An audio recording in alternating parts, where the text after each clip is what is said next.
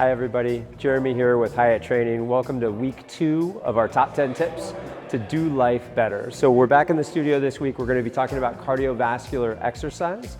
I'm going to use cardio and exercise kind of interchangeably, so don't get stuck on semantics there.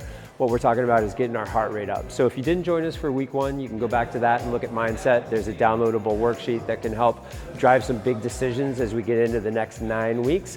Okay, so we're talking about our second top 10 tip for doing life better, and that's cardiovascular exercise. So we're going to talk about 2 main types. We're going to talk about high intensity interval training, and we're going to talk about steady state or more endurance type training. I think the most important thing is that we get some of both of those into our schedule each week. If you want to really optimize your health and wellness, having a mix of both high intensity and low intensity cardiovascular exercise is really important. The harder it is, the less amount of time you have to spend doing that, so that's something you can factor in. And if you're really strapped for time, you can go for a quick run with a weight vest on, which is what I'm gonna do now, and we'll talk about the details on each one of those next.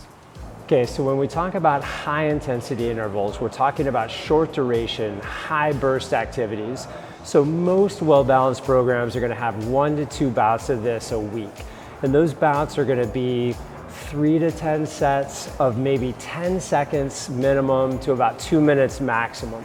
So these are not really long work sets. They're short, but they're hard, right? The intention on high intensity intervals is that you get out of your comfort zone.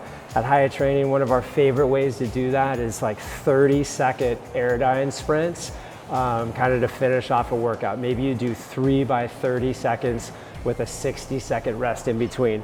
If you want to get out of your comfort zone and you want to do something really hard, the Airdyne is a great way to do it. Here I go.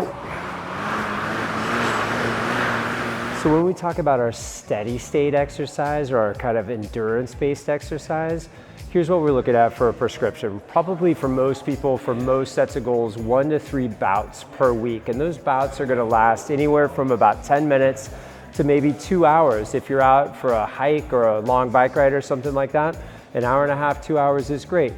The thing to remember is, as your intensity goes down, your time is going to extend to get those benefits that you want. So we want an elevated heart rate, but an elevated heart rate that's still in a very comfortable range.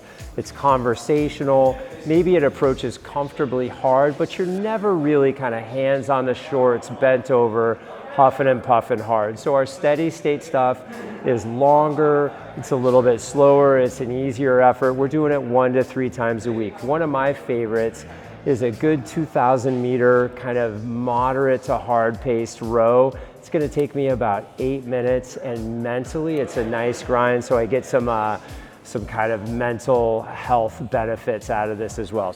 So as we're starting to put all this cardiovascular work together, think about a couple things. One is the FIT principle. So the FIT principle talks about frequency, intensity, time, and type. So it's nice to have some cross training in there. It's nice to have a mix of times and intensity. That FIT principle will help you lay out a good schedule or menu for your exercise.